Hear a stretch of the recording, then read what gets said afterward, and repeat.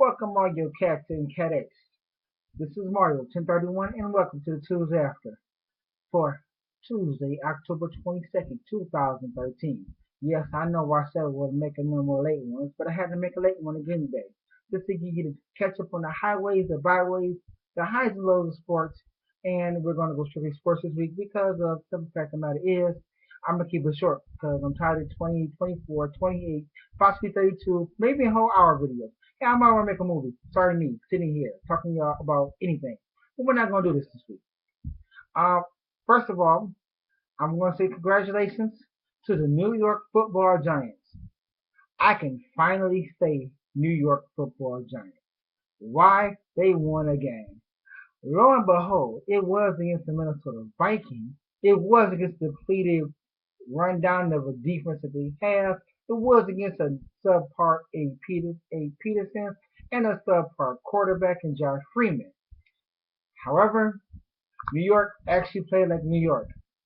Eli Manning, I'm proud of you for winning that game on Monday night. You guys won 23-7. And y'all I can finally take the one and scratch it over to zero. Yeah, I can finally say that. They have a win. Now, they'll probably end up 4-10, but they have a win. I'm proud. Okay, let's talk Lions real fast. Uh, to my brother, Mr. Sadoff, you're going to blame the punter. You can't blame the punter. You have to blame the Lions defense. Why you got to blame the Lions defense? Because they are the guys who couldn't get the job done. Yes, the punter had a role to play, but the Lions defense had a total role to play in all. Mind you, that's like saying that, well, you're going to blame the punter because Devin Hester ran all the way back. We're getting that in a minute, though. Yes, I did pick Cincinnati to win this game. Why did I pick Cincinnati? Because they're an all-around better team. And I do admit, Megatron did select Megatron when he needed to, and he did the whole entire game. The Lions receivers actually came up big. However, the Bengals defense came up bigger and did the job they needed to in the fourth quarter.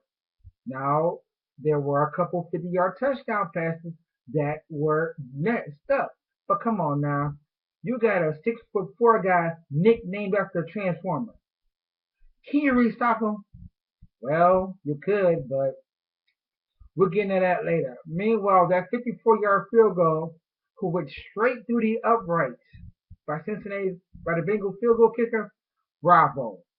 That's total Lions fashion right there. They give the ball up, they make a mistake in the fourth quarter, and they pay for it. And they paid for it dearly that time, losing by 3 with no time left on the clock. Sorry, Lions, you're on the same boat. But I can't talk. Let's go down to Chicago, where RG3 just happened to get his groove back in Washington, D.C. finally, as the Bears played in FedEx Field against the Redskins. A couple things happened in that game. Number one is that Jay Cutler got hurt. Man, silent. It's horrible. He's going to be gone at least 4 weeks with a groin injury. The backup, Cade McNown. Yeah, Cade McNown for Cade McNown. He came up smoking after Jay Cutler was absent. He came up throwing 3 TVs. Matt Forte does the job as he needs to do, always as a Chicago Bear running back. Devin Hester even ran the ball back even ran the ball back 81 yards, punt return TD, passing the yards, making the all-time NFL record. However, the Bear defense is losing one key component again. This time on Lance Briggs, he's out 4 to 6 weeks. And what happened with the Bear defense again? They got ran up the middle. And you know what? RG3 was named the RG3 once again. The robot mechanical Redu comes back scooping down, taking plays with his arms and his legs. And that running back the Redskins got, yeah, he's a beast. And the Bears could do nothing to stop him. So therefore, the shootout in Washington, D.C., since the sniper was around, I'm sorry. Had a nerve, I'm sorry. But it was a shootout, and there was no snipers, no killer, but the Bears did lose 45-41. And I do admit, it sucked to be a Bear fan watching that whole entire game, watching that drive go, march down the final drive and scoring, but it happens. I'm not going to say no names. I'm not going to lie about it. Couple games of the week this week. First of all, we're going to start off with the Patriots and the Jets. Yes, Brady came in town again. Now, what do we expect from Brady? We expect him to score, and that's what the Patriots did. They scored, which is wonderful for them. However, the Jets had a backup plan. Geno Smith was on a mission, and he accomplished it. Under the New England defense mistake, mind you, and the mistake that Bill Belichick said it was my fault. Now, when the last time you hear Bill Belichick say it was his fault? You don't. But before we go down to that, let's go back to the end of regulation where Rob, the Gronkowski, was wide open. All we have to do was catch the ball. There's nobody within him from the 10-yard line to the touchdown. Tom Brady threw the ball. The Gronk could have caught it, and he could have been scoring, and it wouldn't be talking about no overtime. However, it didn't happen that way. We talk about OT. We talk about the mistake that the Patriots made. We talk about the Jets being able to march the ball down the field and scoring a field goal. And we talk about the Jets winning. But there were key plays that stopped the Patriots from winning. But you know what? That's New England. We're going to move on. Next, we're going to talk about the undefeated no more Denver Broncos. I mean, all this talk about Jim Irsay earlier in the week, pumping up Peyton Manning. I was like, yeah, we're going to see a good game barn burner. What did we see at halftime? A 26-14 Indianapolis Colts lead. Man, that's another silent killer. Not to mention they scored again after they got the ball back in the second half.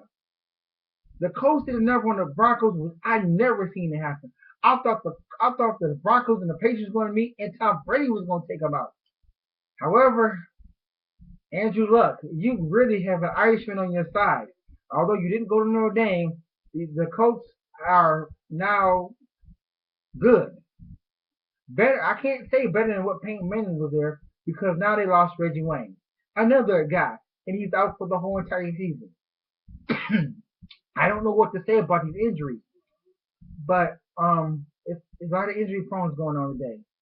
Well, how can I say? This is the NFL. Meanwhile, injury prone, we got Sam Bradford of the excuse me, of the St. Louis Rams. He's out too. Man, as St. Louis went into Carolina and got smoked by Cam Newton. Bradford's gone. Now, Bradford's going to be gone for a while there too.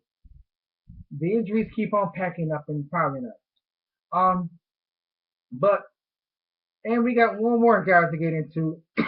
What's supposed to have been an NFC shellacking of two great NFC rivals turned into a defensive warfare or an offensive struggle.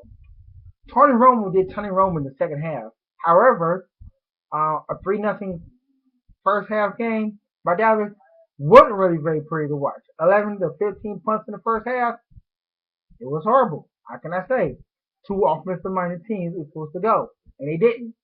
Meanwhile, Nick Foles of the Philadelphia Eagles, he's now hurt. Vic may come back next week. We don't know. We're going to find out later. To top it all off, we still got our 0 for whatever teams as Tampa Bay loses to Atlanta. It wasn't a heartbreaker. The score suggests Atlanta's just that good. Atlanta just said, I'm going to do whatever I want you to do with it. I'm going to run all over you. And that's what they did to the Buccaneers. Now, unlike Mr. Say-It-All, the Buccaneers will win a game. When will they win it? Well, it'll be before they beat the Lions. I can't tell you when. But I'll tell you who go on 116, the Jaguars of Jacksonville. Will the real Jacksonville Jaguars, please, I beg of you, please stand up. Are you going to be the guys that show up against the Denver Broncos? Or are you guys just going to lay down and die? Excuse me. And so far, since I'm meeting with the Broncos, y'all been the guys that lay down and just play dead. Well, somebody ought to get a 21-gun salute to you, and y'all ought to be dead already. Because I believe y'all going on 16. Y'all can prove me wrong, but you can forget about it. That'd be my own 16 team. Meanwhile, my undefeated Chiefs who are 7-0, man, my boys gotta be really happy right now. But the Chiefs are going to run to Denver, and they're going to run to a train wreck. They won't be undefeated. The 72 Dolphins come back to dinner early again this year. And we'll have nothing else to talk about except for the Super Bowl. Speaking of which, the NFL has now gone to a players vote all-star matchup between captains. The same thing that the NHL has done, which is wonderful. I wish the NBA would do it, and I wish Major League Baseball would do it.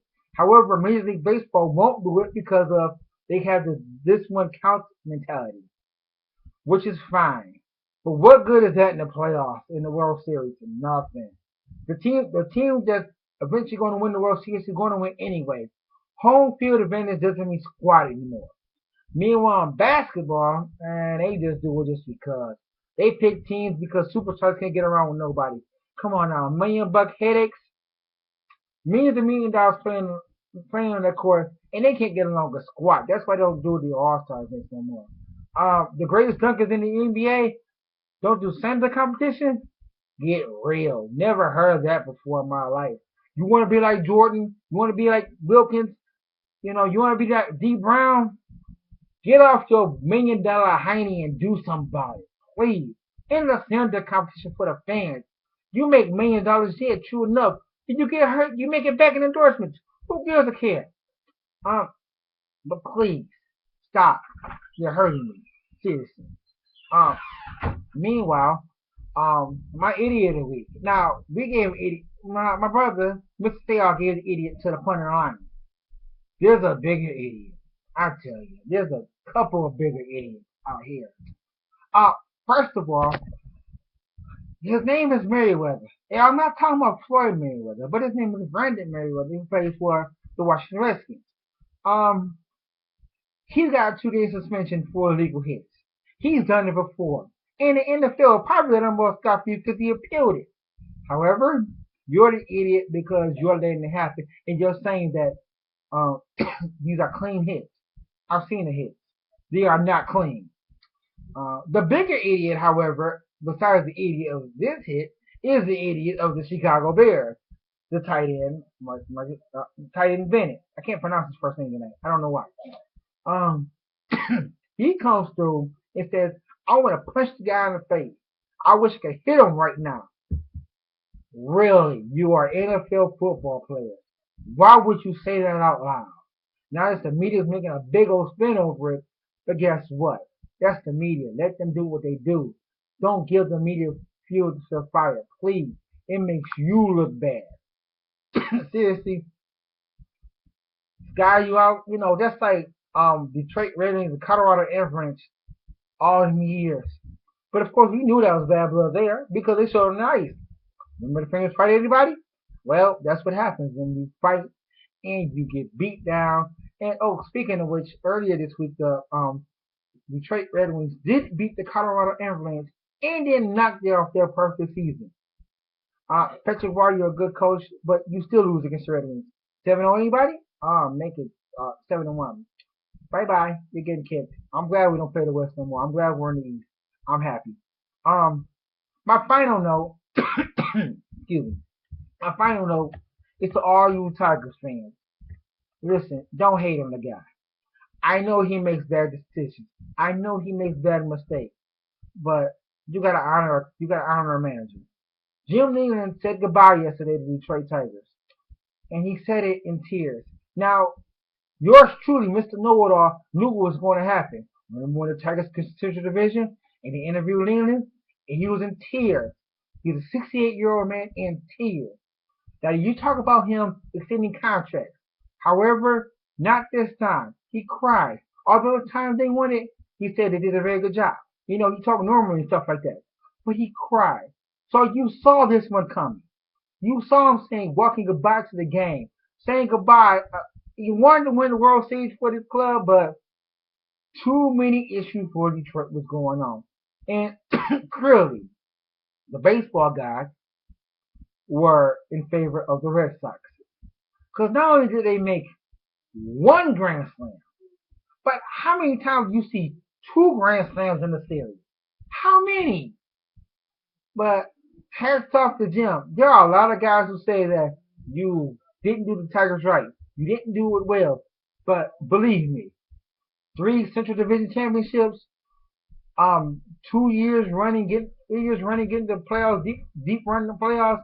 2 World Series years straight. With a bullpen from hell. I say hats off to you, Jimmy. Good luck in future endeavors, and maybe they get a capable Tigers manager in here that'll put the Tigers in the World Series. But Dombrowski, listen to that guy. Listen to Jim. He does it well.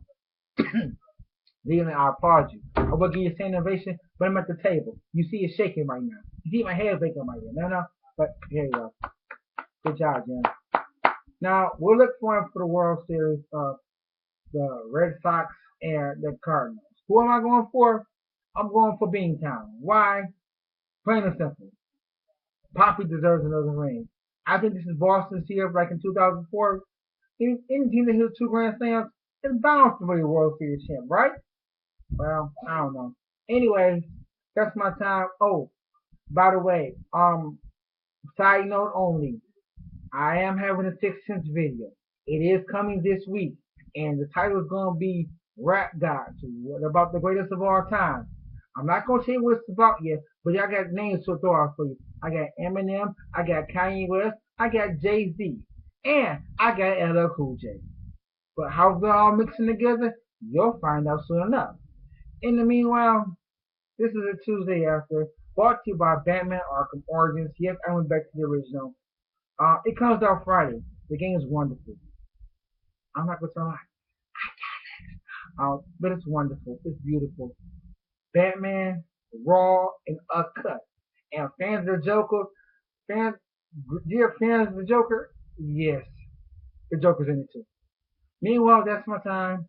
Hope to see y'all again next Tuesday. This video is going to end at 17:15. Try to make it 15. I'll do better next time. Till then, this is Mario 231 signing off. Saying, Mr. Know It All. This ain't time. Peace.